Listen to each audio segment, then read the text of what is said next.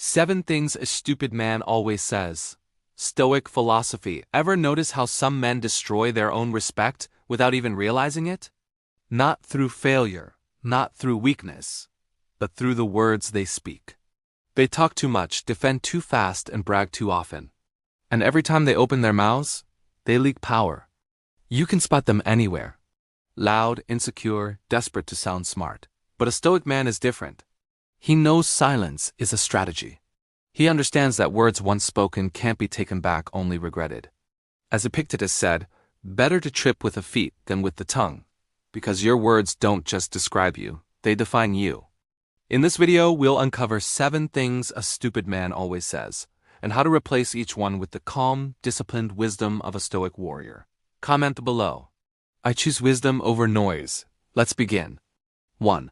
I already know that the stupid man's favorite phrase. 3 words that sound confident but rot the mind from within. I already know that. He says it with pride, as if knowing were the same as living wisely. But the truth is, he doesn't know. He only remembers a fragment of something he once heard, something that made him feel clever for a moment. And now he clings to it like armor because admitting ignorance feels like weakness. He would rather look smart than become smart. So he keeps defending what he knows while the world keeps changing around him. The Stoics would look at this man and see not strength but fear, the fear of being a student again. Epictetus once said, "You cannot learn what you think you already know." That line should echo in the mind of every man who's ever closed himself off from growth. The Stoics didn't worship knowledge, they trained it. To them, wisdom wasn't a trophy, it was a muscle. And muscles atrophy when they're not used. A wise man doesn't walk into a room thinking, "I already know." He walks in asking, "What can I see here that I've missed before?" He observes before he speaks. He listens before he argues. He studies not to prove others wrong, but to strengthen his own clarity. Because real intelligence isn't about having the answers. It's about never losing the hunger for better questions. Modern men confuse information with understanding. We scroll through motivational videos, podcasts, and books, and call that wisdom. But reading about discipline isn't discipline. Talking about strength isn't strength. Knowledge without embodiment is just noise in disguise. The Stoic warrior knows that until truth becomes habit, it's still theory. So the next time you're tempted to say, "I already know that," stop yourself. Ask instead, do I live that?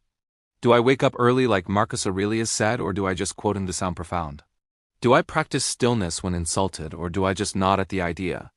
That's where the line is drawn between men who know and men who grow. The fool treats knowledge as a shield. The Stoic uses it as a sword. One hides behind it, the other sharpens it every day. The fool says, "I know." To end the conversation, the Stoic says, "Tell me more to expand it."